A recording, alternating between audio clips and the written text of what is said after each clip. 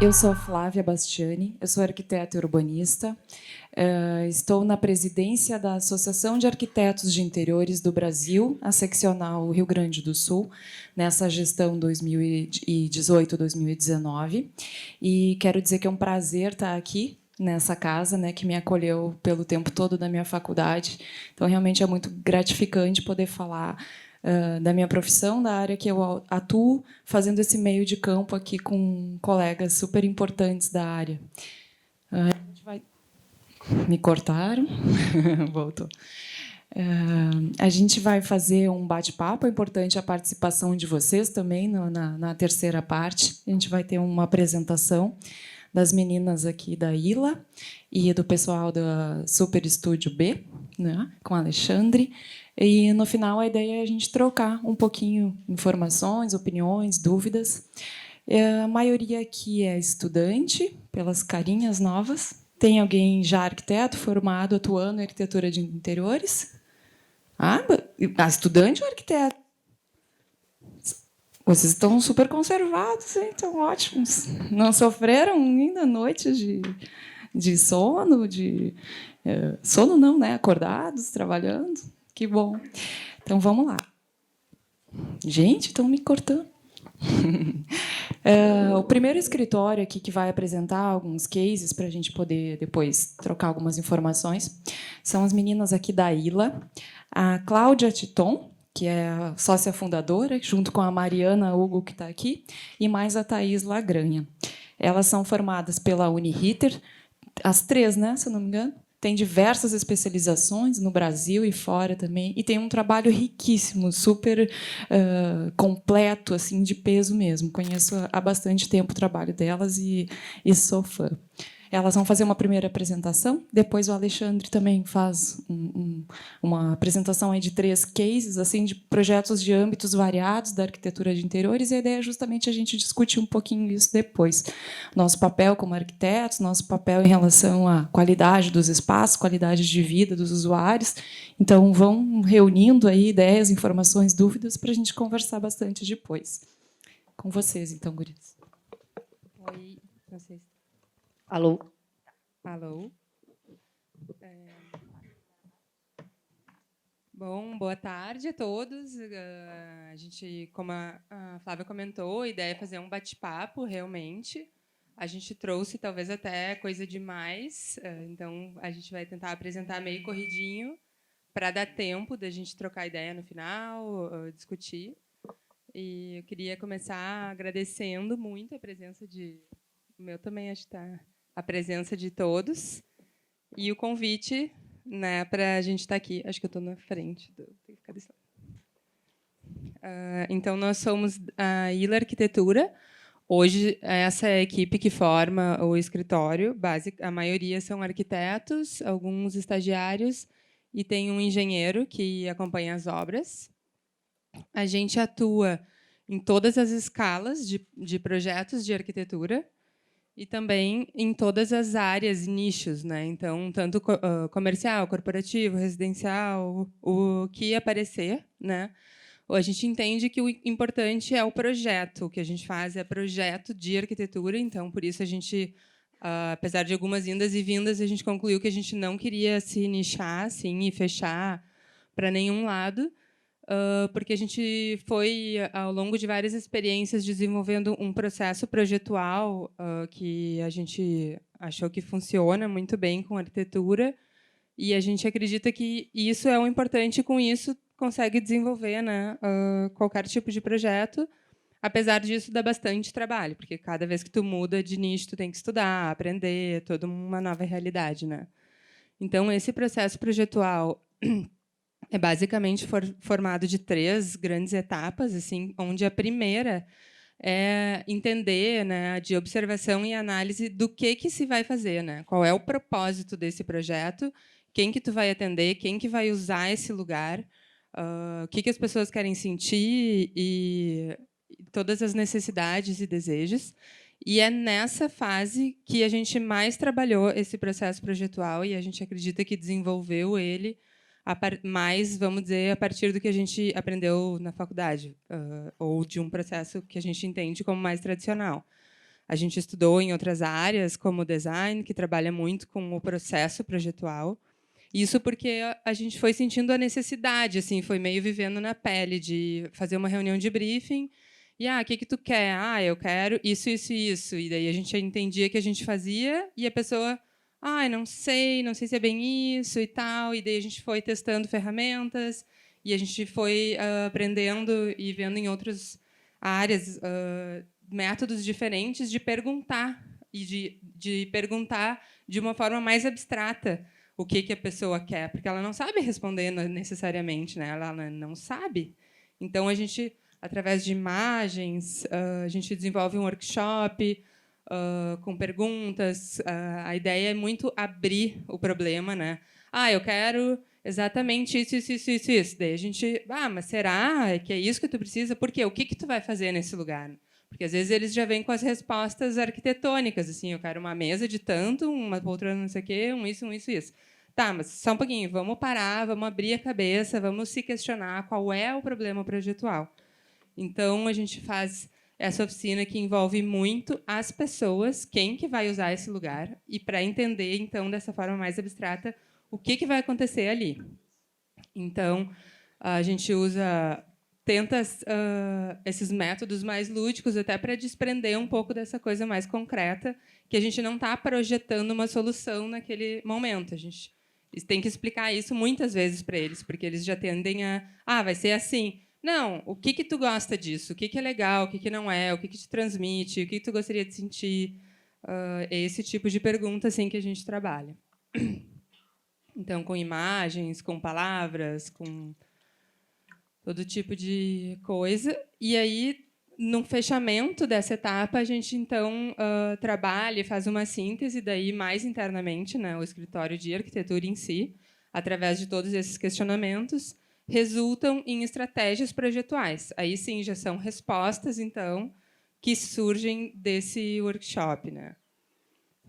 E aí, croquis, zoneamentos, já como um início de projeto, assim. E aí a gente vai para a segunda etapa, que é o desenvolvimento do projeto em si, que aí é com 3D.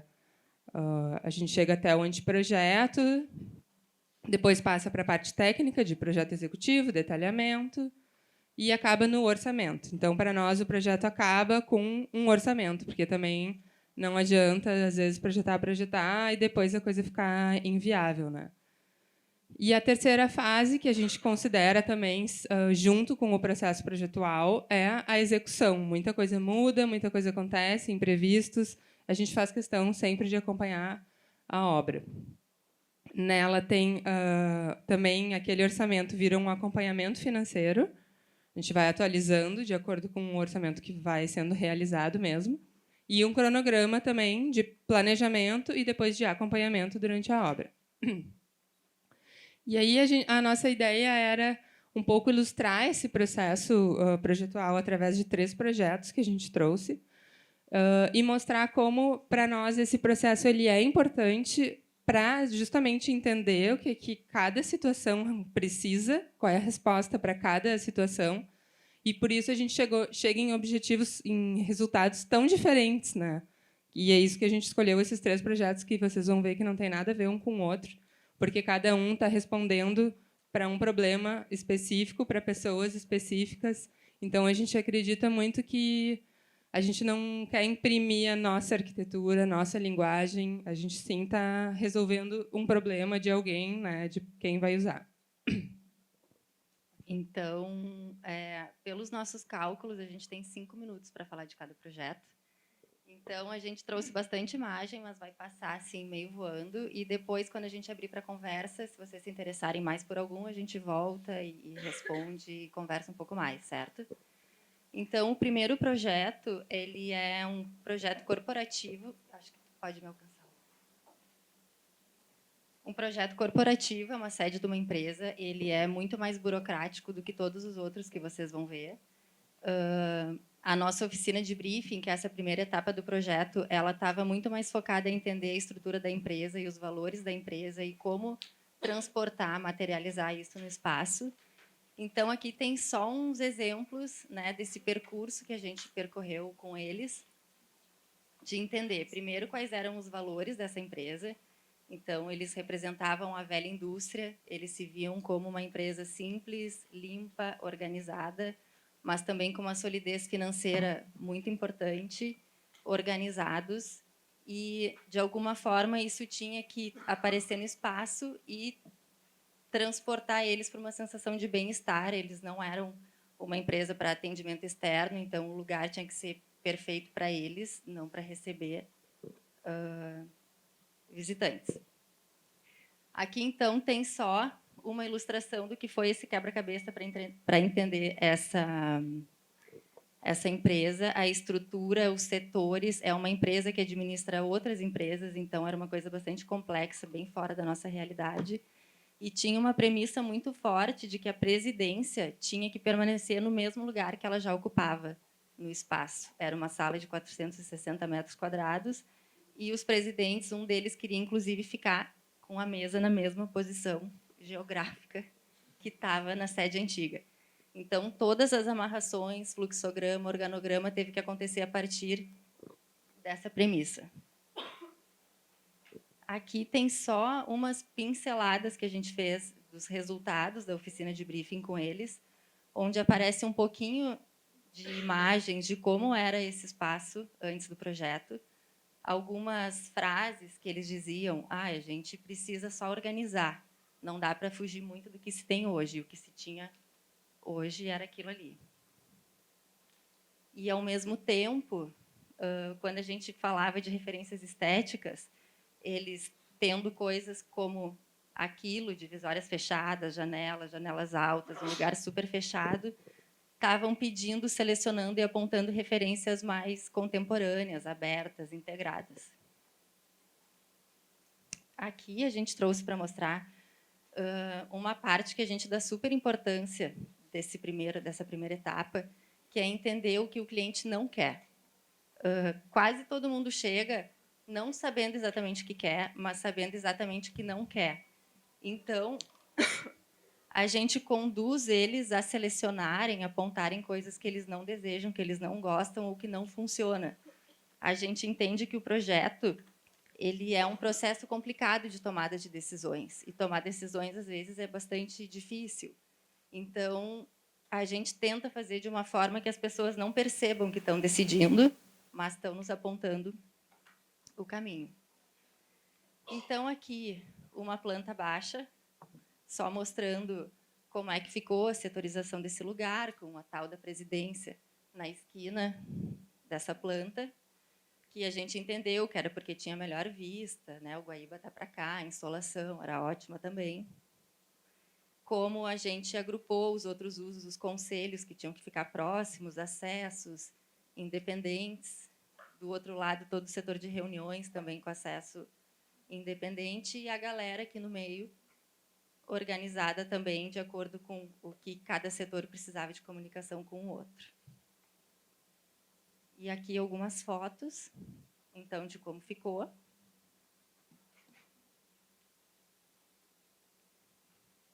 A gente entende que, apesar de bem diferente da expectativa que eles tinham no início, de só organizar, o espaço conseguiu transportar esses conceitos de organização, de limpeza, de inovação, mas não uma inovação exagerada, de permeabilidade, de mais acessibilidade entre os setores. E acho que dá para comentar também que foi muito legal nesse caso, que é uma empresa realmente muito importante, e os diretores, a gente fez questão e faz questão que os diretores, que no fim vão tomar as decisões, eles não, a princípio, não participam de nada do processo, e lá no final aí os funcionários mostram para eles e eles, gostei, não gostei.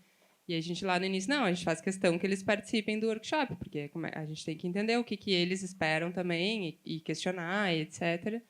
E eles toparam depois de alguma insistência, e durante a reunião eles estavam assim achando o fim da picada, eles estarem ali perdendo 1 hora do tempo precioso deles olhando figurinha e discutindo sexo dos anjos na cabeça deles, assim. A gente chegou a ouvir frases como: tá, chegou a hora do recreio, e eles vinham debochando do que iam fazer ali com a gente. E aí, no final, eles acharam incrível assim como esse lugar tem a cara deles, apesar de que nem eles sabiam o que era a cara deles. Então, isso que a gente acha muito legal de toda essa investigação no início, né, antes de começar a fazer um projeto, entender mesmo o que será que esse lugar, os valores dessa empresa, ou dessas pessoas, ou de quem for usar, qual é o objetivo, qual é o propósito, né? E isso tem que ser traduzido na arquitetura. E aí a gente trouxe um outro projeto que é de arquitetura, que a gente desenvolveu uma casa de edificação junto com interiores. A gente achou legal de trazer porque a gente tem um volume muito maior de interiores do que de edificação. E aí nos apareceu uma edificação e a gente acha que o nosso processo foi um pouco diferente do que talvez um escritório que não faça muito interiores, que a gente pensava muito de dentro para fora assim da casa, né? Então, como que as pessoas iam usar, o que elas iam viver nesses espaços. E esse interiores foi surgindo junto com a arquitetura da edificação, né? A gente montou, assim como no outro projeto, um fluxograma. É legal chamar a atenção que isso aqui a gente faz junto com eles. Primeiro a gente pega post-its e o que tem que ter? Uma sala, um ofurô, não sei o quê. Eles vão dizendo e a gente vai botando nos post-its e depois o que tem que ser perto do quê? Daí eles vão juntando e construindo isso junto com a gente, né? É bem diferente do que fazer uma entrevista com uma lista, sabe, que a pessoa pega até quase meio de surpresa, né? Isso aqui, daí é a parte mais de linguagem, assim, tudo a gente está trazendo uns pedacinhos, né, para vocês terem uma ideia. Da arquitetura, que eles queriam na área social um pé direito alto, com um plano grande que integrasse a área interna com a área externa, porque também acho especialmente a casa num terreno que tem uma natureza exuberante, assim. Então tinha muito essa ideia de integração do dentro e fora, de um deck para contemplar essa natureza. E o terreno, aqui é a rua, né? Tem outro terreno aqui, outro aqui, esse aqui é o terreno deles. Ele tem o norte para os fundos, então leste e oeste, né? Tem essa declividade muito forte e a visual também aqui tem uma reserva. Então é uma vista linda não só do terreno quanto dessa reserva. E o terreno tem uma linha de plátanos e uma araucária aqui nesse final. Então, tudo isso foram as premissas físicas que a gente juntou com o que veio do workshop e transforma. Tudo isso vira as estratégias projetuais, né? No fim, o projeto sempre é uma resposta às necessidades e ao local, né? Então, a gente teve essa estratégia de criar uma barra lá na frente que isolasse um pouco, desse privacidade para todo o resto do terreno. Nessa barra teria o acesso na parte onde ela toca no terreno e depois ela vai ficando, como ela é em nível, vai ficando longe do terreno. Então ela vai tendo mais privacidade aqui para essa ponta, porque fica alta. E aí a gente colocou os quartos virados para o norte e a área social toda mais envidraçada e aberta e com os planos que eles queriam, atrás disso, com essa integração com o terreno. Então, na planta, a gente mostra bem a área social fechada e essa área de deck integradas. Os quartos, onde o do casal fica mais na ponta, que tem mais privacidade, e os quartos das crianças têm essa integração com o deck, com a área social. E aquelas partes que têm maior contato com a rua, e, naquele caso, com o sul, né, a gente criou circulação, serviços, quartos de hóspedes. E no andar de baixo também tem uma área social integrada com o terreno e a garagem lá para o outro lado. E aqui a gente trouxe também um mood board, só para ilustrar. A gente também discutiu junto, lá no início, a cara que eles queriam para os interiores, materialidade, cores, sensações. E aí aqui tem alguns renders dos interiores já junto com toda a arquitetura, né? Isso aqui é um resultado bem final já, mas mais para ilustrar como tem muito a ver, né? Sempre é uma relação direta do pedido com o que aparece. Então, a sala com o deck, a vista, uma cozinha integrada. Isso aqui é um render da arquitetura, né? Vendo da rua, ela toda mais fechada, e para trás mais aberta. E isso aqui a gente trouxe da obra como está agora. Então, daí são fotos. Na verdade, ela ficou pronta agora e só falta receber o mobiliário.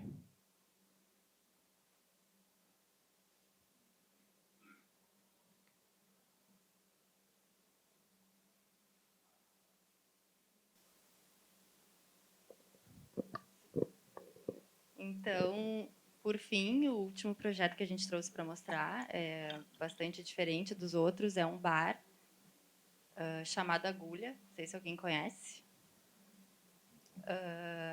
Esse projeto, diferente dos outros, a gente começou a se envolver com ele muito antes de existir qualquer ideia de projeto. A gente ajudou o cliente a procurar o lugar. Ele tinha uma ideia de construir um lugar que pudesse revelar artistas e músicos que não eram grandes o suficientes para ter espaço numa opinião, por exemplo, e queria que isso acontecesse num lugar que estivesse precisando de vida, de movimento. Então, a gente percorreu o 4º distrito e, depois de bastante tempo, a gente encontrou essa edificação minúscula colocada do lado desses silos gigantescos, e essa estranheza já nos causou um certo encanto desde o início e foi importante para essa escolha. A casa ela está colocada no fim de uma rua sem saída, então tem toda uma parte na frente do espaço que pode ser de uso também do bar. E aqui tem algumas imagens de como estava o imóvel quando a gente encontrou ele. Então, a gente fez bastante obra nesse caso para recuperar algumas condições importantes do imóvel, né? A questão estrutural, madeiras que estavam apodrecidas, algumas rachaduras, como aparece ali no volume onde hoje é a cozinha. Então, teve toda uma primeira reforma e obra de recuperação das condições do imóvel e depois o projeto de interiores. Nesse caso, o processo nosso de projeto ele precisou ser adaptado porque tinha uma equipe bastante grande fazendo parte disso desde o início. Então, além de nós arquitetas, tinha um produtor cultural, tinha uma cenógrafa, tinha um designer, tinha um food designer que ficou nos ajudando a como montar a cozinha, que tipo de serviço essa casa ia oferecer. Um engenheiro acústico também, em função dos shows, era um tema muito importante nesse projeto. E a equipe de obra trabalhando e revelando as estruturas e fazendo os concertos que precisava desde o início. O briefing, então, era um espaço que se dividisse em 3 usos, bem diferentes um do outro, e esses usos não podiam se causar interferência, especialmente com relação ao uso de shows, que precisava, dependendo dos shows, de mais silêncio ou menos silêncio. Então, era para ser um lugar que tivesse um bar, que tivesse shows e que tivesse um espaço para residência artística. No fim, até em função da incompatibilidade dos usos, essa parte da residência artística acabou caindo fora, mas ficou a pulga, né, na orelha do cliente. E hoje ele transportou isso para um outro lugar chamado Linha, que também está no 4º distrito acontecendo, só com uso cultural. Então, como desejos, o que a gente descobriu é que ele queria um espaço realmente na rua, colocado na rua, que podia manter essa cara de podrão. Ele não queria sofisticação de jeito nenhum, ele queria que aquele imóvel e o projeto tivesse uma certa verdade com relação ao espaço que ele estava ocupando. Para a música independente, que as pessoas estivessem soltas e com cara de ocupação. O mais difícil desse projeto é que ele não podia ter cara de projeto.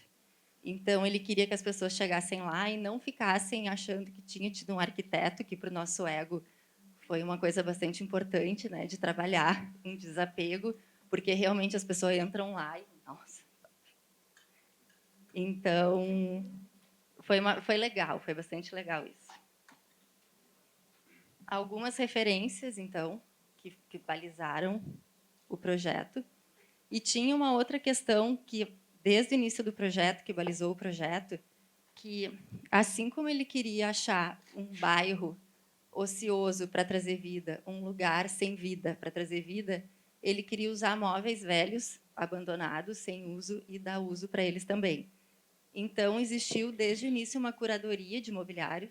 a gente ia até São Paulo, catar trecheira em antiquários, e isso veio junto com o projeto, desde os 3Ds, que vocês vão ver daqui um pouquinho, já estão lá os cacarecos todos colocadinhos, medidos e com o espaço certo para ocupar. Aqui mais algumas referências. Paleta de cor, os nossos estudos, então, primeiros, de como ocupar, quantas pessoas cabiam. No fim, muito que balizou isso foi o PPCI, porque tinha que ser um lugar seguro. E aqui, então, um esquema de como ficou a proposta, com um bar bem centralizado. O lugar, ele automaticamente ele é dividido, o espaço é dividido em 3 câmaras, assim. Então, na primeira, ficou a questão da cozinha, alimentação. Na segunda, um bar. E lá, no fim, a parte de shows, que pode ser, de certa forma, separada do resto do lugar. Eu acho legal chamar a atenção justamente disso, assim, também da arquitetura, né, de interiores, que às vezes é quase vista como decoração ou sei lá o quê, que nesse caso nada dessa decoração poderia ser percebida, e justamente o maior desafio nosso foi toda a parte técnica. Então, realmente, hoje quem entra lá talvez ache que ninguém fez projeto, que eles ocuparam lá e fazem um showzinho no fundo, só que o palco é todo preparado, tem questão acústica, tem PPCI, tem vãos mínimos, tudo foi muito pensado tecnicamente, né? A própria posição do bar, o tamanho do bar também, ele é bastante proposital. A ideia era que ele ficasse exatamente no meio do fluxo das pessoas, obrigando elas a terem que desviar, participar dos ambientes um pouco mais calmos que acontecem em volta, para daí chegar nos shows. Além disso, o bar ele é bastante grande, ele, sei lá, ele ocupa uns 35% da área de bar, porque eles queriam que as pessoas que estivessem trabalhando no bar também se sentissem parte da festa, do evento, não estivessem isoladas contra uma parede, pegando garrafa e servindo para os outros. Então, aqui, algumas imagens do projeto em 3D, que já dá para ver esses biombos, sofá, mesinha, tudo isso já eram objetos reais. Que ao mesmo tempo que a gente imaginava, idealizava, que é o que a gente está mais acostumado a fazer, a gente ia no brechó e achava uma coisa e encaixava ali. Então, era o processo de projeto foi todo um pouco diferente, assim.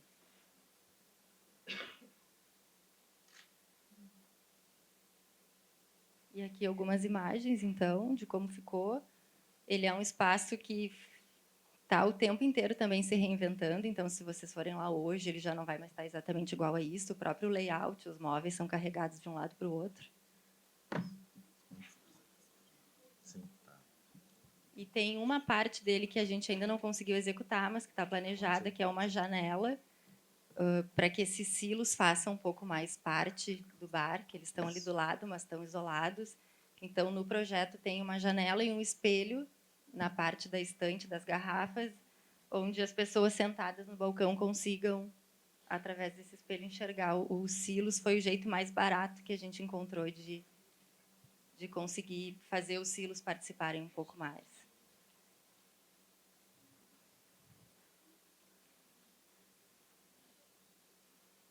Então, está aí o nosso projeto, não projeto, pelo qual ninguém nos dá parabéns. Mas está super bombando, né? É um Tá sucesso bombando. comercial. É muito legal, é um tipo de projeto que tem um retorno muito bacana de poder chegar lá e ver a galera tocando, o público curtindo, o pessoal bebendo, se amando. Inclusive, essa página a gente montou com fotos que a gente achou no Insta de pessoas, assim, usuários. Então é isso. E aí, para fechar, a gente trouxe essas slides aqui justamente para comentar isso, que era um pouco do nosso objetivo hoje, desse papel do arquiteto de entender e interpretar as necessidades de quem vai usar os lugares.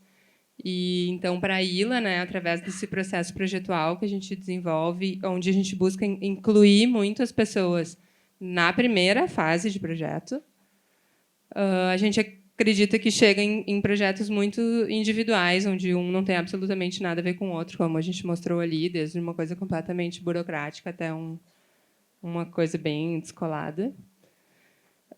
e que o que importa são as pessoas, então, na arquitetura e para nós.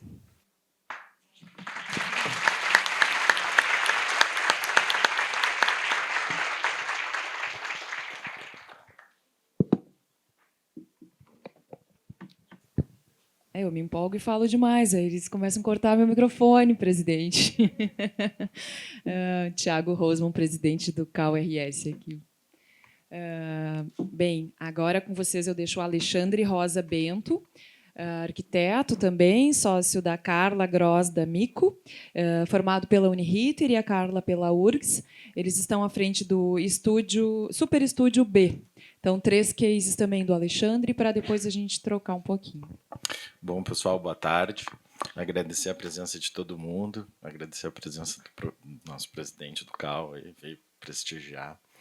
Na realidade, também trouxe três cases assim, do nosso escritório e falar um pouco também da nossa trajetória, assim, né? Porque eu acho que também tem bastante estudante, assim, eu acho que tem um pouco essa coisa de como é que é esse mundo e tal. Na realidade, para a gente, lá no escritório, a arquitetura de interiores é apenas um processo, uma parte do processo de fazer arquitetura.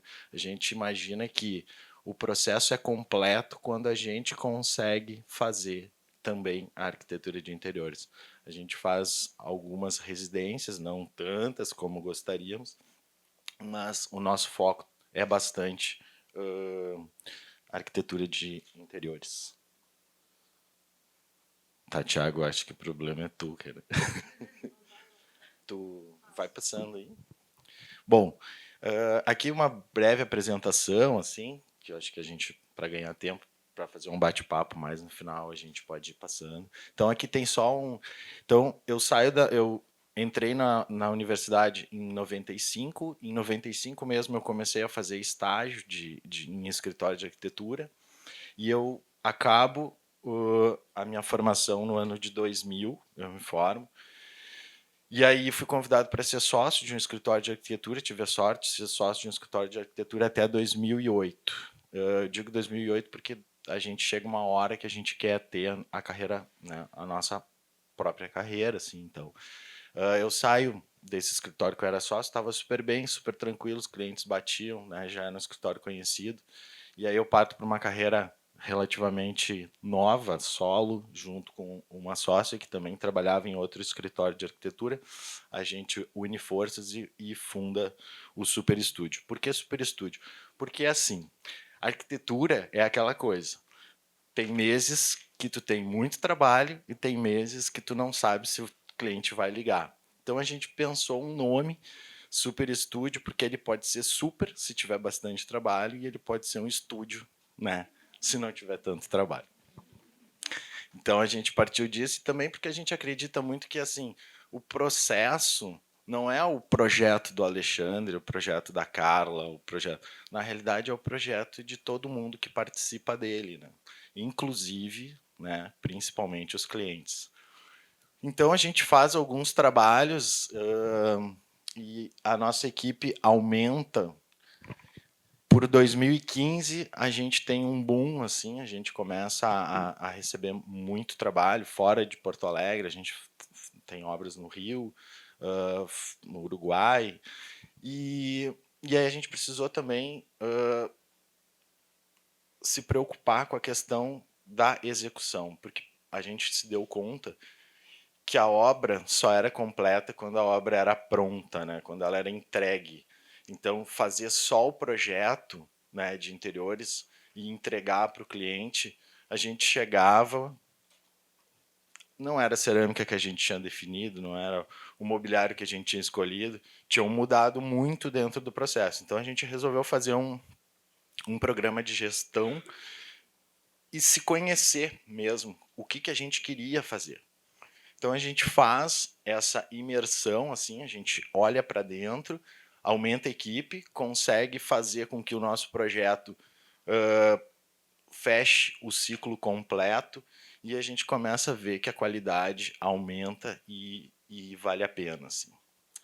Então eu trago aqui, na realidade, quando a gente foi chamado por uma agência de publicidade, a gente ficou um ano fazendo o projeto. o projeto levou 1 ano. Eram reuniões toda a semana com todos os núcleos da agência para a gente entender qual era a necessidade daquele pessoal, né? A gente participou tipo de uma mini licitação, eles conversaram com vários escritórios e a gente acabou sendo escolhido, teve a sorte de ser escolhido. Eram 122 funcionários, divididos em 6 núcleos, a gente conversou com todo mundo, parecia que não ia ter fim nunca, né, porque as reuniões eram lá na 7 de setembro, e geralmente marcavam a reunião no final do dia, pegava a Independência toda engarrafada para casa, era um horror. Eu pensava, mas o que eu estou fazendo? Mas deu tudo certo. A obra levou exatamente 30 dias. Então, isso é uma coisa muito legal. 700 metros quadrados a gente conseguiu fazer em 30 dias. Reaproveitando móveis que eles tinham, porque tem isso também, né? A gente pensa o projeto e quando a gente vai executar, vem aquela história. Eu tenho só tanto para fazer o projeto. Então, uma coisa que é legal sempre, assim, uma dica, é deixem o cliente mais à vontade possível para que ele possa abrir o orçamento antes de começar. Quebrar esse preconceito de, se eu disser que eu tenho 100 mil, o cara vai querer gastar 100. Não, não é isso, é que a gente vai trabalhar dentro da realidade que ele tem, né? Pode passar. Então, a gente tinha uma verba bem pequena que a gente conseguiu criar poucas coisas. Ou seja, a parte preta, volta na planta ali, a parte preta é o dinheiro que a gente tinha para investir. O resto era tudo móvel existente que veio da outra agência. Claro que a gente teve que fazer ajustes com o marceneiro, tal, mas a gente reaproveitou praticamente tudo que eles tinham. Eram 144 funcionários. O que acontece? Em 2000 e... Pode passar. Essa é a sede da 24, que eram 700 metros quadrados. Pode passar. A gente conseguiu uma verbinha maior lá e fez um volume para recepção. A parte preta que tinha a verba, o resto era tudo reaproveitamento. Até as divisórias vieram do centro de vidro. Bom, aí eu recebo uma ligação do presidente da agência chamando a gente para fazer uma obra que ele estava com a previsão de alugar uma sala nova, isso na Independência, daí sairia da 24 e iria para a Independência, porque a crise pegou a agência também. Dos 144 funcionários passaram para 66. E ele estava alugando uma sala de 500 metros quadrados, só que isso era numa sexta-feira de tarde, ele precisava dar a notícia para o pessoal da imobiliária até segunda-feira de manhã. De sexta para segunda eu tinha que fazer o projeto. A sorte que eu já conhecia todo mundo, já tinha feito 1 ano de projeto. Eu pedi a chave, fui fazer uma visita no local no sábado de manhã, fiz todo o levantamento, desenhei o projeto, lancei o projeto, quase que eu peguei o projeto da agência antiga e joguei para dentro da nova para ver se cabia o que tinha. Dava, eu liguei e disse, pode alugar. Ele alugou, e aí a gente teve a notícia que a gente precisava fazer projeto e obra em 3 meses. Dessa vez tinha mais tempo. Só que tinha que fazer todo o projeto, e agora tinha verba, pelo menos, para a gente investir em mesas novas, porque se desmanchassem a da agência antiga, da sede antiga, não tinha como remontar na nova, então a gente começou o projeto e a obra também demorou 1 mês. Então, alguns estudos assim de solicitações que tinham, que ele queria um pub no centro da agência, e a gente começa toda a bagunça. Então, o projeto partiu do pub, e o pub, vamos dizer assim, foi o que direcionou o projeto todo. Então, a gente precisava de salas de reuniões, eles queriam mais salas de reuniões do que a anterior, porque como tinha diminuído bastante a área de produção, então, e ele também não queria demonstrar que a agência tinha encolhido. Pode passar. Aí a sala, como era, aí vem a melhor parte, que a gente quebra tudo, para não dar tempo dele desistir, né? Pode só voltar ali. Mas nessa hora de demolir tudo, a gente descobriu essa laje perfeita, assim, super legal. E aí veio a ideia, não vamos usar nada de forro, vamos usar tudo aparente. Aí já dentro dessa nova linguagem, assim, mostramos algumas referências, tal, foi aprovado. Aí a gente desenvolve todo o detalhamento, todos os projetos. Conseguimos levar algumas coisas, né? Tipo, lembram da recepção lá? Quase que a gente levou arrastando da 24 para a Independência, que era pertinho, tem roda. Conseguimos uma verba para fazer uma parede de troféus da agência. E era uma coisa muito legal, assim, porque o orçamento, quando eu falei, vai custar X, não, eu tenho Y. Aí eu disse assim, bom, então vamos parar por aqui, não vamos tocar adiante, porque a gente não vai conseguir fazer. Então eu apresentava soluções, e aí vinham contrapropostas do tipo, essa parede, que era de tijolo, eu tinha feito um orçamento, tinha dado um valor de um carro, praticamente. Aí vem a ideia, não, vamos usar papel de parede que imita tijolo. Aí o arquiteto quase cai infartado no chão, né? Mas, se tu achar uma alternativa, eu faço. O que eu fiz? Fui para um aterro de lixo e consegui esses tijolos, a gente cortou. Isso é tijolo maciço que tinha sido de uma demolição, a gente comprou super barato. E o pessoal da obra comprou a ideia, cortaram o tijolo em 3 e nós fizemos a parede pelo preço dos pneus do carro.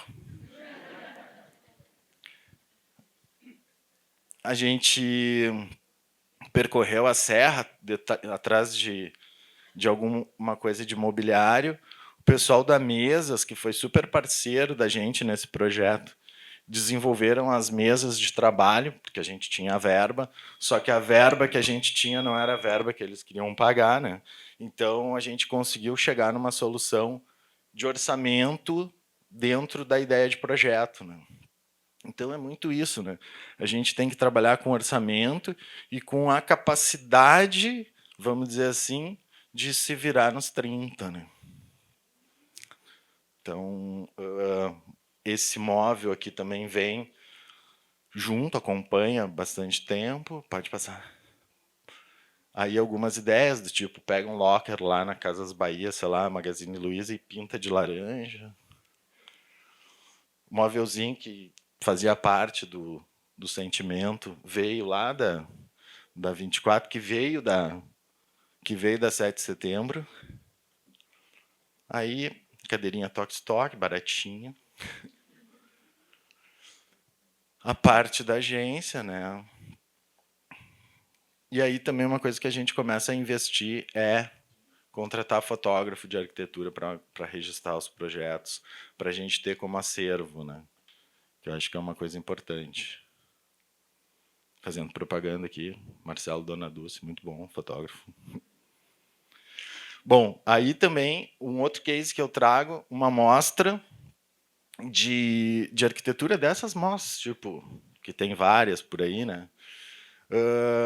Era uma experiência que a minha sócia já tinha participado antes, e eu não tinha participado ainda, tinha uma certa curiosidade de ver como é que era. E aí tu é o cliente, e é uma coisa muito engraçada, né? Porque tu tem 6 meses para fazer o projeto, tudo tranquilo, só que tu vai deixando, né? Tu vai atendendo teus clientes, não, vai dar tempo. Faltando um mês, tu faz o projeto e tu tem que executar a tua ideia. Dentro desse um mês foi bem legal, porque a gente conseguiu alguns parceiros, volta o pessoal do Mesas, e aí a gente faz alguns estudos, né? Sempre esse processo criativo é legal, assim, ainda mais com os parceiros que vão executar o mobiliário.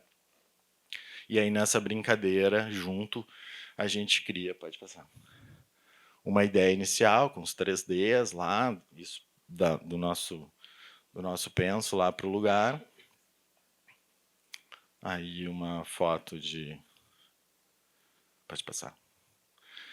E o mobiliário, aquele que vocês viram em croquis, ali numa viagem louca, conseguimos executar nesse processo, nesse tempo também, para entrar dentro do espaço a tempo de inaugurar a mostra e tá tudo lá, né? E aquela história, né? A mostra inaugura às 17 horas, às 19 horas para a imprensa. Às 18h30 eu tô correndo com uma cadeira nas costas para colocar no lugar, o pessoal me xingando que já tinha fechado a casa e tudo. Mas no fim dá tudo certo. É um estresse que às vezes vale a pena, às vezes não vale, às vezes a gente se questiona, mas é uma experiência que eu acho que quem curte interiores tem que passar. E aí o resultado final, né? Que parece que ninguém sofreu. Pode passar. E aí trago um outro projeto que daí é um apartamento residencial, assim, que o cliente também chegou, tinha um orçamento relativamente pequeno, né?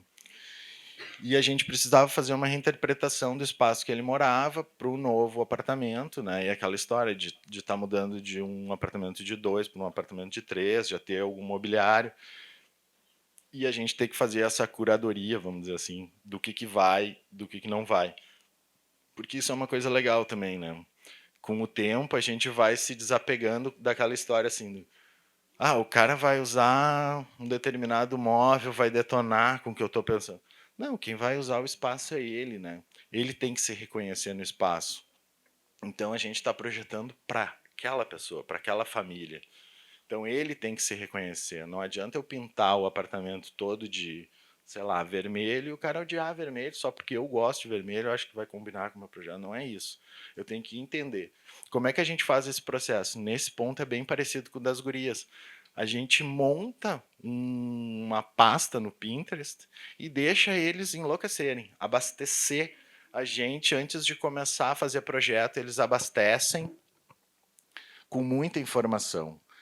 Só que o problema do Pinterest é que é tipo tu ir no buffet, né?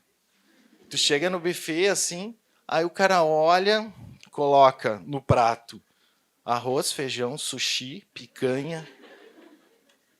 Não vai dar certo. Então o nosso papel é fazer esse filtro, né? De ir limpando depois que essas informações estão todas lá, de uma forma que quando estiver pronto ele se reconheça. Então, nesse projeto a grande sacada foi que a sala de jantar era aqui e o estar era nesse ponto. A gente inverteu esses dois para ganhar um estar maior, né? E tu entrava no apartamento, tinha um bar aqui que não tinha nada a ver, que ficava no meio da circulação. Então a gente eliminou esse bar, a verba que a gente tinha permitiu quebrar o bar e comprar um porcelanato novo para colocar no lugar do bar.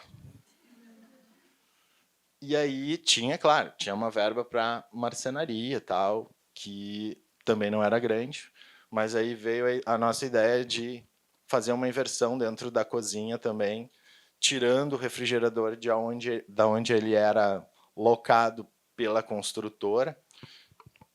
Nada contra as construtoras, mas normalmente quem faz projeto das construtoras não faz interiores. Então, não pensam no layout da melhor forma possível, né?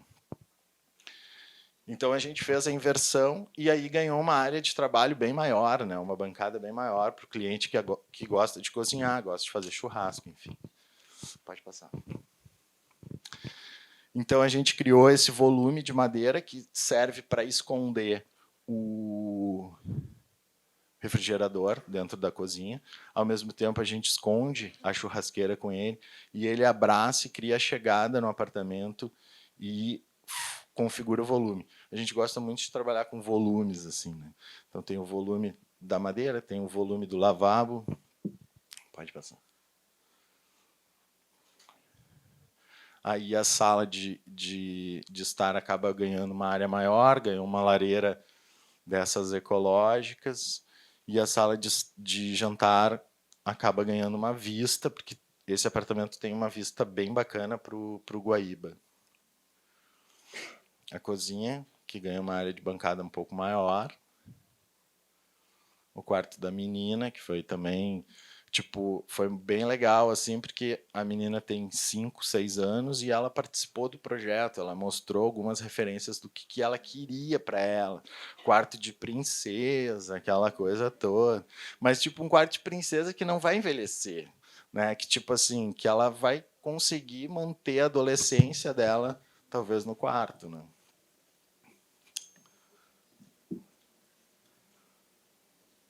O lavabo, que a gente gosta sempre de criar uma surpresa, né? Então, tipo, quadro sem nada, só moldura. A gente fez uma caixa preta dentro, já que o lavabo é naquele volume preto. O quarto do casal, que eles queriam um ar mais romantiquinho. E aí a gente vai, né? Com as fotos a gente tenta, né? A gente manda para o ArcDaily, mas eles mandam sempre uma resposta que talvez no próximo, mas a gente conseguiu uma publicação no Casa e Companhia, né, que também é uma forma de divulgar o trabalho, assim. Então é muito isso, né, é um processo que a gente faz do início ao fim e tenta sempre publicar. E o legal é que publicando sempre vem um retorno, né? Se não vem de cliente, vem de fornecedor. Eu vi o trabalho de você. Não, estou brincando, vale a pena sempre divulgar.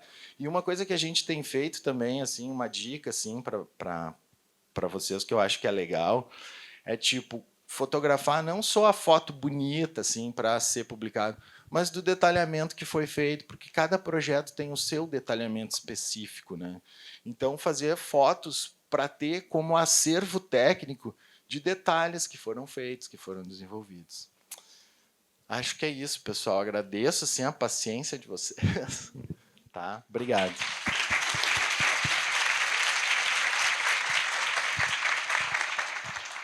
Bem, diante disso tudo, né, algumas coisas que eu já penso, mas eu fui amarrando aqui, eu queria propor 3 pontos para a gente poder debater, conversarmos aqui entre nós e com vocês, tá? A ideia é que participem. Primeiro, tá? São 3 pontos, mas eles se interligam, eles estão amarrados, tá? Primeiro, o nosso papel como arquitetos, tá? E eu falo como arquitetos, não quero dizer arquitetos de interiores. Apesar de eu estar na presidência e tudo, eu questiono um pouco o fato da gente especificar isso. Por que arquitetos de arquitetura de interiores? Arquitetura, é arquitetura. A gente está num ambiente que tem a arquitetura da edificação, a definição dessa mesa, a posição, esses espaços de circulação, isso é arquitetura. Então, questionar um pouquinho isso e falar do nosso papel quando a gente trabalha com nesses projetos, o impacto forte, direto, tão próximo que tem na qualidade de vida do usuário, do morador. Se a gente pensar num projeto da área da saúde, de um hospital, de uma escola, enfim, qualquer área, em qualquer nível de investimento, enfim, para qualquer usuário, para qualquer pessoa, o nosso papel de arquitetos, os espaços impactam assim absurdamente. Então, questionar e falar um pouco disso. Desmistificar, né, também a questão de que, muitas vezes, até entre colegas, quando se fala em arquitetura de interiores, inevitavelmente se vem à cabeça projetos residenciais exclusivamente. Então, vamos abrir, vamos pensar em arquitetura. Tá? O segundo ponto está ligado a isso, na sequência, a complexidade desse tipo de projeto, a complexidade de informação, de envolvimento que nós, trabalhando nesse tipo de projeto, temos. A gente viu aqui ambientes corporativos, comercial, né, de lazer, de entretenimento, residencial. Se a gente for falar na área da saúde, escolar, enfim, a gente tem que entender da pessoa que está usando, do comportamento dela, de como ela está se posicionando, falando desde o início, o que ela está querendo dizer, seja um proprietário, um morador, ou seja alguém que está tocando seu negócio, que precisa vender, fomentar alguma coisa, se é um projeto que tem um viés mais social, que tem que envolver pessoas, enfim, é uma complexidade grande de coisas que a gente acaba que, muitas vezes, intuitivamente assimilando, né, entendendo. Nós, arquitetos, temos um pouco disso, né, essa nossa mistura entre arte e técnica nos dá um pouco disso, né, dessa parte subjetiva assim que a gente consegue ter bastante empatia, às vezes não de forma clara, mas nós temos, faz parte da nossa vocação de arquiteto. E, enfim, essas áreas, toda a parte técnica, não preciso nem falar, né, projetos. Olha, me arrisco a dizer que projetos que de arquitetura de interiores, vamos usar o termo, por vezes são até muito mais complexos que o projeto de uma edificação só. A gente tem que entender de estrutura, de uso de materiais, material adequado, acústica, climatização, luminotécnico, enfim. Se a gente fala de projetos corporativos ou comerciais, identidade visual, briefing, posicionamento de marca, na área da saúde, então, normativas, é muito complexo, é muito complexo. Então, o nosso trabalho realmente, assim, para quem acha que é arquiteto de interiores escolhe tecido de sofá, hello, eu já ouvi isso. Né?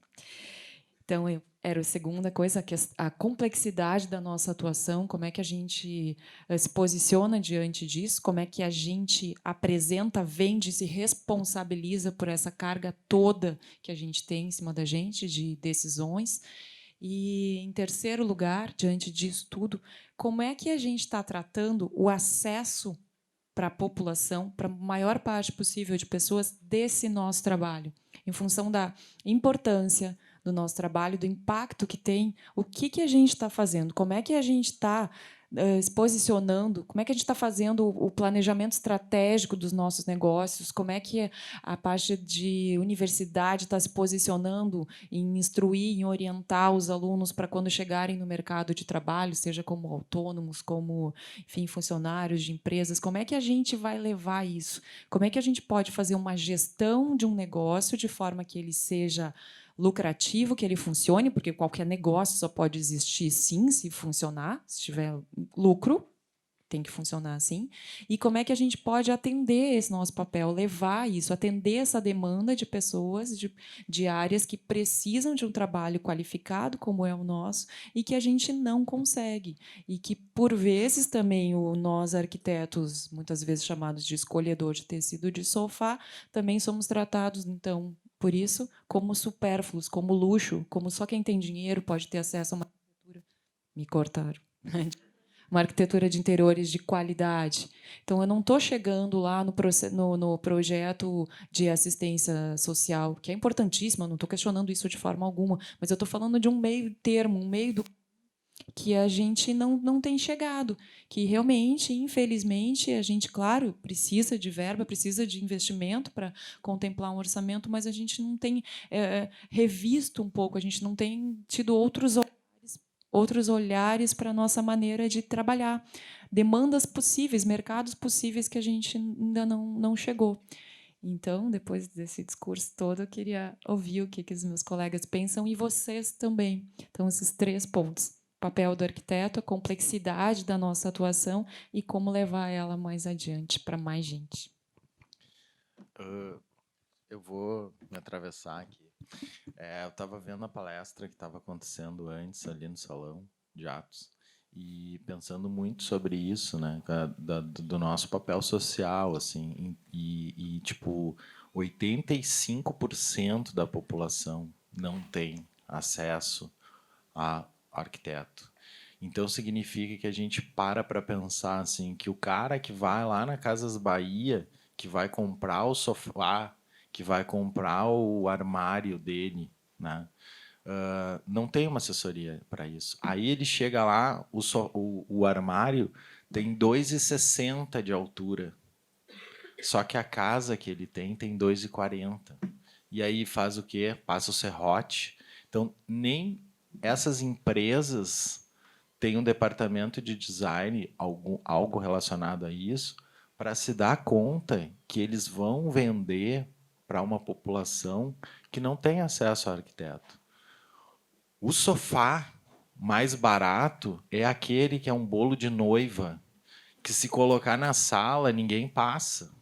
Então, por que não desenvolver um design legal, né, de mobiliário para as pessoas que não têm condições, né? E aí, mais ainda, quanto material a gente tem que possa transformar. Ah, sofá de pallet. Tá, sofá de pallet já foi. Por que não daqui a pouco pensar uma poltrona de pneu? Sei lá, começar a enlouquecer nesse ponto para democratizar o mobiliário, deixar ele mais acessível e todo mundo ter condições de ter uma casa legal. Né? Então, acho que vale, assim, pelo menos assim, das palestras que eu tenho assistido, assim, isso foi uma coisa que marcou bastante, assim. Eu acho que, tipo, que nem eu fiz ali, tem cortes ali, 2000, 2008, 2011, 2019 para mim vai ser também uma mudança, assim, de encarar essas outras possibilidades, né? Do tipo assim, de chegar para o cliente assim, vamos demolir, vamos arrancar essa cerâmica da parede, sem talvez ter a necessidade de tirar uma cerâmica branca para colocar uma branca fosca. Para quê, né? Então, vamos... Esse papel das construtoras também, né? Esse tipo de relação em que se compra para tirar. Eu morro quando eu vejo um tampo e a pessoa quer tirar, fico tentando de todas as maneiras deixar. Acabo direcionando para alguém que não tem, que precisa, né? Mas, enfim, é uma consciência que a gente tem que ter, assim, de poder educar o mercado consumidor, né? Isso dos materiais também, parece que a gente vai na contramão. Às vezes, quando se tenta usar um material mais alternativo, tipo um móvel, alguma coisa, sei lá, com pneus, ele se torna mais caro ainda do que comprar o negócio de veludo. É um negócio que não dá para entender. E o negócio mais louco, assim, eu estava vendo uma entrevista do Maurício Arruda, que faz o Decora, né? E ele saiu a casa dele na Casa Jardim. E aí ele estava mostrando. Ele tem um aparador, que é aquele aparador na entrada da casa, que geralmente é o lugar mais na chegada. O aparador é uma prateleira ou um banco de obra que ele pegou numa caçamba. Então, se tu propõe isso para um cliente teu, o cara vai te dar uma camaçada de pau, né?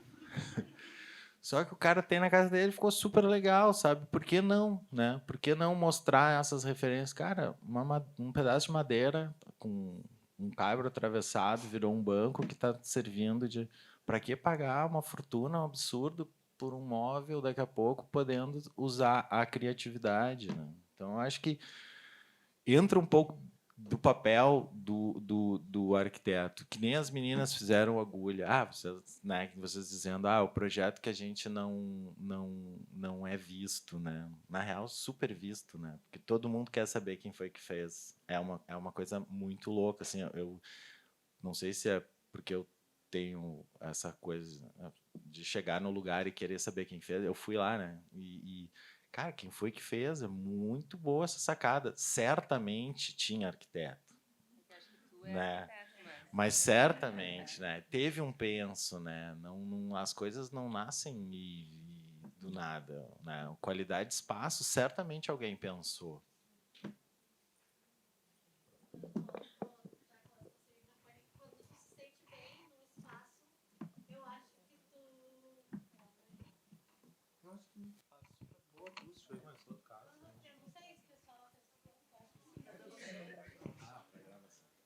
Eu acho que no espaço delas, no caso, quando eu vou em algum lugar e me sinto bem no espaço, eu já penso, pessoa...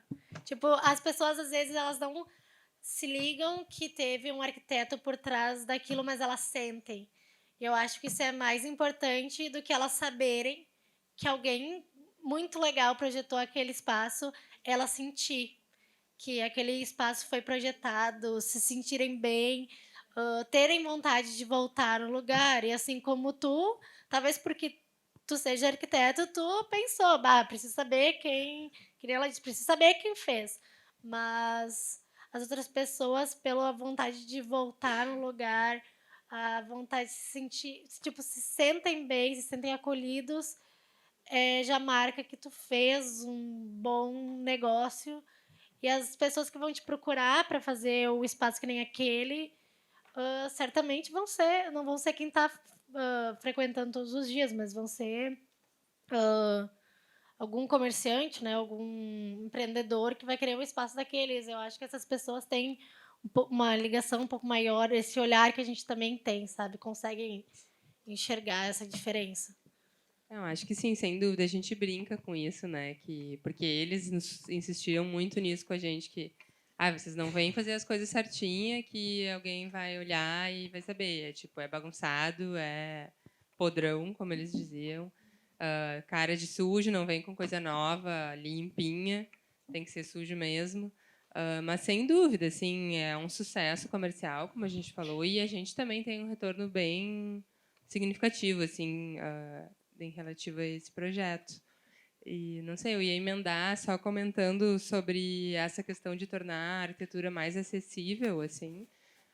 O que me ocorre é, em primeiro lugar, que é muito difícil, porque só nós, arquitetos, sabemos o trabalho que dá, né? Fazer um projeto. Então, realmente é um desafio. A gente, às vezes, para no escritório para pensar como que a gente poderia otimizar, né, o processo, tanto um pouco, vamos ser sinceros aqui, para lucrar mais, como também para poder baixar o preço, porque, no fim das contas, o preço é o que custa para nós, e nosso tempo é o que resulta no preço, né? Então, a gente tenta bastante otimizar o processo sem perder a qualidade do resultado, né? E a gente acredita que essa compreensão e aprofundamento do início do projeto nos ajudou muito. Na verdade, a gente não acredita, a gente sabe. Desde que a gente começou a usar essas ferramentas, quando a gente vem com um anteprojeto, que é na parte que vem com a coisa pronta, os clientes, meu Deus, eles, como é que tu tirou isso da minha cabeça? Está perfeito. A gente tem realmente muito pouco retrabalho, que isso é uma coisa bem comum, né, num projeto de arquitetura. Não é bem isso, não sei o quê, muda, que realmente é uma perda de tempo. O processo de projeto bem linear, sem nenhum retrabalho, ele já é muito trabalhoso, muitas e muitas horas de desenvolvimento. Então, o que a gente assim conseguiu otimizar foi tentar reduzir o retrabalho. Para nós, essa parte do briefing é muito significativa nisso. E o que eu ia falar? Outra coisa, eu acho. Que também é outra coisa que eu acho muito legal de explicar, porque isso eu acho que é uma coisa que, em países mais desenvolvidos até já se tem um pouco mais essa consciência que um projeto bom pode economizar muito na execução. Então, a hora de ser acessível é na hora de construir, não é na hora de contratar um projeto barato. Porque um projeto barato a pessoa não vai poder investir tantas horas, é uma relação direta. Não vai, se eu ganhar R$ 1.000, eu vou ficar X horas trabalhando. Se eu ganhar 3.000, eu vou ficar 3x. Então, e se eu ficar 3x, tudo vai estar mais pensado, a obra vai ser mais rápida. Como é que tu vai fazer uma obra, que área que tinha a agência? De 700 metros quadrados em 30 dias. Isso requer muito tempo de projeto. Agora, quanto que custa para, né, no todo, tu economizar 30 dias de obra? É muito dinheiro. É muita gente trabalhando, batendo cabeça, fazendo coisa errada e refazendo, e retrabalhando na obra, botando coisa no lugar e tendo que tirar de novo. Agora, um projeto bem desenvolvido resulta numa obra muito rápida, otimizada, com pesquisa de materiais mais em conta.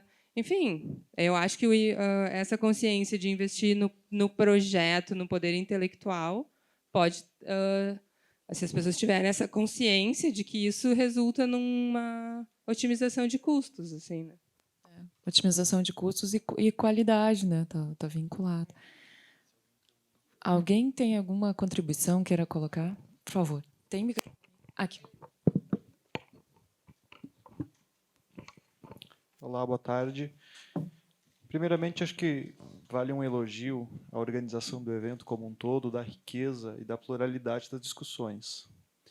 E agora eu venho, à tarde a gente participou de uma outra mesa, de um outro momento que falava de concursos e teve a apresentação de um escritório mostrando o projeto da Estação Brasileira da Antártica Comandante Ferraz, que nada mais é do que uma arquitetura de interiores à sua escala micro, né? Ou seja, qualquer coisa lá tem que ser muito bem pensada, né? E ao ponto que, inclusive, foi executado na China, depois foi desmontado, enviado, enfim, tudo isso, né? Então, a importância das escalas, não vou chamar de arquitetura A, arquitetura B, e sim dessa leitura de escalas que a gente precisa fazer. E, nesse sentido, eu entendo que a gente precisa superar um paradigma aí, né? dessa separação boba de áreas, né? Enfim, quando recebemos um diploma, ele não nos distingue. O que nos distingue é a carreira, enfim, as nossas escolhas, mas não entre certo e errado, o que devo fazer e o que não devo fazer, coisas nesse sentido, né? Então, nessa leitura, o paradigma ele precisa ser enfrentado, ele tem que ser mudado de uma certa forma, né? A gente precisa se encontrar e dialogar muito mais como arquiteto, conversar sobre arquitetura e não em momentos, me desculpem, né, se eu vou ser um pouco clichê, né, de champanhe e coisas nesse sentido, né? Enfim, acho que é um bom ponto para a gente conversar. E eu lembro agora, eu lembrei antes de uma atividade que eu fiz uma vez, e uma provocação, e era o seguinte, uma oficina que oportunizava as pessoas para que se colocassem por um dia como prefeito e o que fariam pela cidade. O que vocês poderiam fazer pela sua cidade se vocês fossem prefeito por um dia?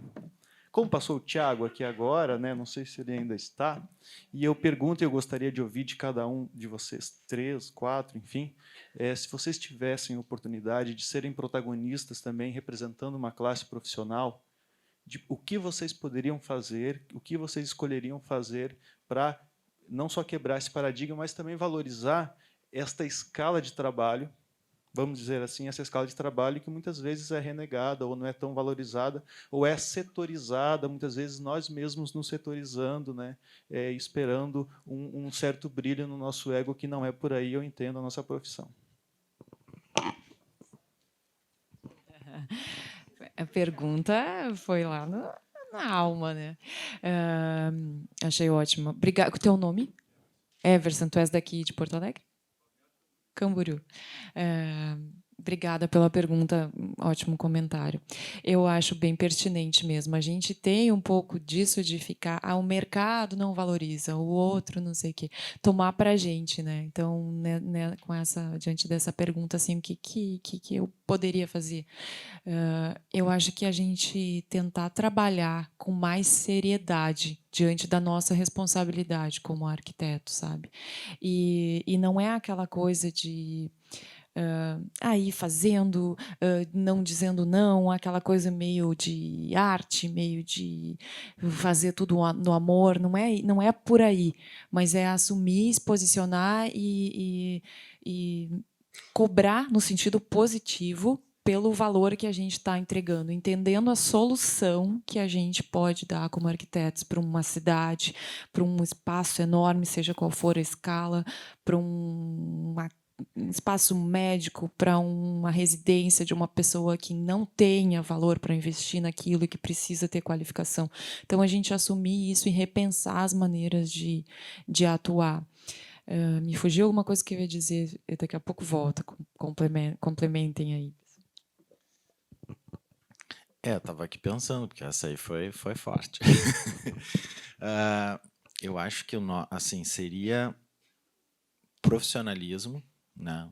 Profissionalismo, e isso englobando todos, né? No caso, nossos colegas, assim, a valorização profissional, né? Sem dúvida, assim, do tipo respeito à forma como se faz uma cobrança, né?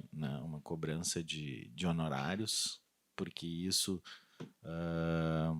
ajuda muito a se criar um certo respeito, né? Porque o que acontece? Determinado profissional cobra X porque acha que vai não se segue uma tabela, né? Eu acho que existem as tabelas e elas deveriam ser seguidas, porque aí o que faz a diferença na contratação é a qualidade do trabalho ou o estilo de trabalho daquele profissional e não o preço, né? Porque o que acontece muito que a gente vê hoje é a questão do preço. A outra questão, acho que também é a questão ética, né? Do tipo, para quem a gente está trabalhando? A gente está trabalhando para o nosso cliente, né? Pelo menos eu penso assim, a gente não está trabalhando para a loja A, B ou C. Eu não levo meu cliente para comprar um sofá na loja A porque eu vou ganhar um presente da loja, né? Eu levo porque eu acho que aquele mobiliário, ele tem a melhor resposta para o meu projeto, para aquele meu projeto. Então, eu acho que essas três seriam essas. Profissionalismo, questão da ética, eu acho que é fundamental, assim, né? Então, eu acho que se a gente conseguir, e eu acho extremamente válido esses encontros para a gente conversar sobre isso, né? E eu brincam comigo muito porque Estúdio B, porque eu sou o lado B da coisa, sabe? Essa coisa de casaco de pele, nada contra, mas do tipo assim, cara, não se discute arquitetura nesses momentos. A gente discute quando a gente reúne todo mundo, né? Então é a classe toda e a gente tem que parar. Qual é o nosso posicionamento perante a sociedade, né? Então a gente vê a questão dos médicos super corporativistas. Cara, os caras são muito unidos. Vai ver se alguém questiona o valor de uma consulta com o médico. Tu não chega lá, dá para fazer mais barato. Nunca vi isso. O cliente procura o escritório de arquitetura, às vezes, não, tu tá louco, não vou pagar isso. Não, o fulano faz mais barato, faço com o fulano. Eu vou discordar um pouco do Alexandre. Não. Aí eu concordo. Sobre a questão de honorários, que isso tem a ver com o nosso valor ou não. Eu acho que é muito diferente valor e preço. Ontem eu ministrei uma oficina pela associação, estou vendo algumas carinhas que estavam lá, a Gabi, gravei. E nós falamos sobre formulação de honorários. E o questionamento que eu deixo, que eu acho que é a tua resposta, é: será que a gente tem um custo alto para o modelo de trabalho que a gente oferece? A gente tem um custo alto, sim.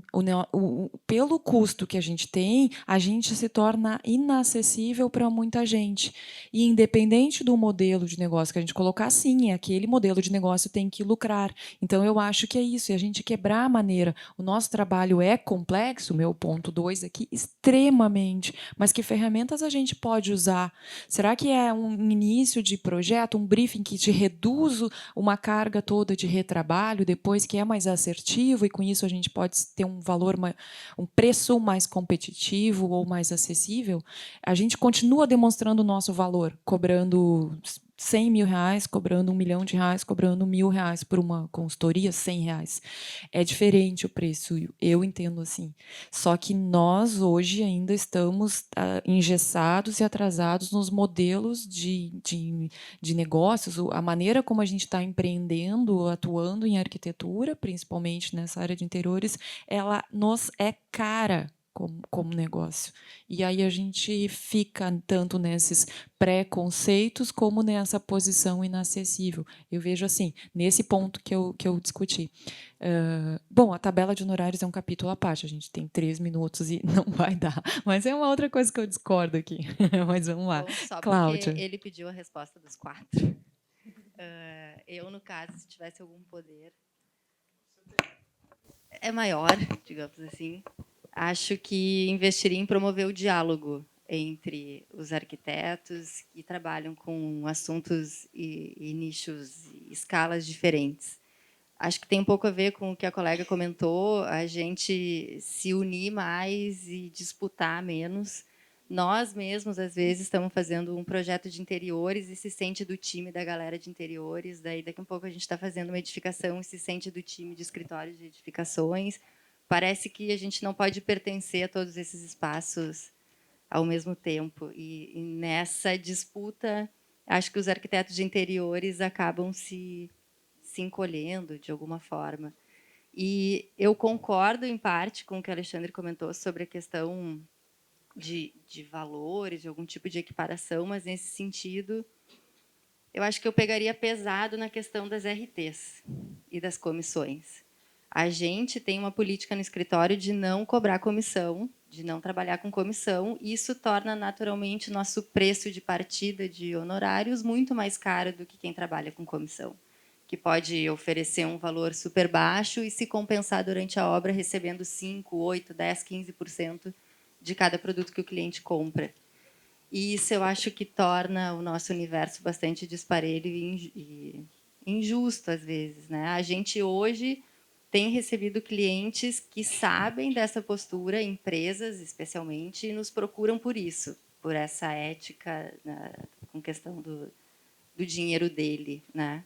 Então, para mim, seriam essas duas coisas: o diálogo entre os arquitetos e essa regularização, honestidade na cobrança. Eu achei muito legal, assim, o desafio e até assustador. Depois, e aí eu fiquei, ai, meu Deus, o quê? E acho legal, porque a gente reclama. Tá, mas e aí, sabe? Vamos agir.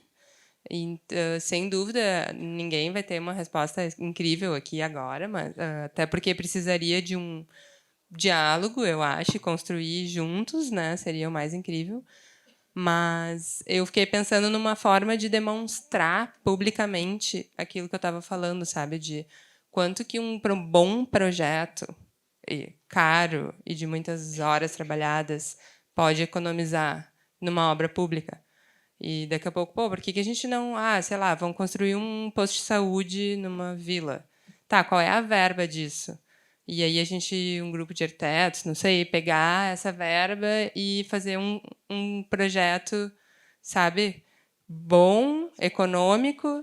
E tá, o negócio é o seguinte, né, a prefeitura ia fazer isso com esse dinheiro e a gente vai fazer isso. Só que disso, 20% é projeto e o resto é obra. Esse projeto custou muito mais barato, que é o que eles fazem com as licitações, fazem umas licitações ridículas, contratam uns projetos ridículos, que é tipo um estudo preliminar, e eles vão lá e constroem as coisas, e, no fim, tenho certeza que as obras custam a mesma coisa, porque não tem... E são uns projetos ruins. Ficam refazendo, e um resultado horroroso. Então, não sei, foi o que me ocorreu, mas eu acho muito legal a gente se propor e pensar e agir, né? Não ficar reclamando. Que é o seguinte: o camarada vai contratar um arquiteto e não discute honorários com o arquiteto. Não é que discuta. Ele vai lá, fala só o que ele precisa do projeto e tal, e o sindicato dos arquitetos é que cobra dele. É o RIBA, na Inglaterra. Na Inglaterra. Então, o que quer dizer isso? Quer dizer uma classe super unida, né, e valorizada. Né? Eu acho que esse modelo, não sei se pode se chamar de socializado, né, mas, enfim... E o arquiteto só recebe depois do projeto pronto também. Não, mas é interessante, porque ele sabe que ele vai receber. Não, mas ele sabe que ele vai receber. Isso é interessante, e eu acho que essa discussão é válida por isso, porque existe uma organização controlando. Então, não é já existe um cálculo, né? Porque aí o profissional está sendo respeitado, vamos dizer, como instituição. Todos os profissionais estão sendo respeitados. Lógico que lá tem uma tabela para quem é recém-formado, etc, etc. Mas isso é fácil de fazer. Né? Só essa contribuição aí. Gente, eu já pedi 5 minutos a mais aqui, já a Amanda ali já me cortou, vai desligar o microfone, e o Marcos está me pedindo uma foto coletiva aqui de todo mundo, pode ser? Não fujam? Eles ficam aqui, se aglomeram todos? A gente vai para cá? Tá, obrigada, gente, obrigada mesmo.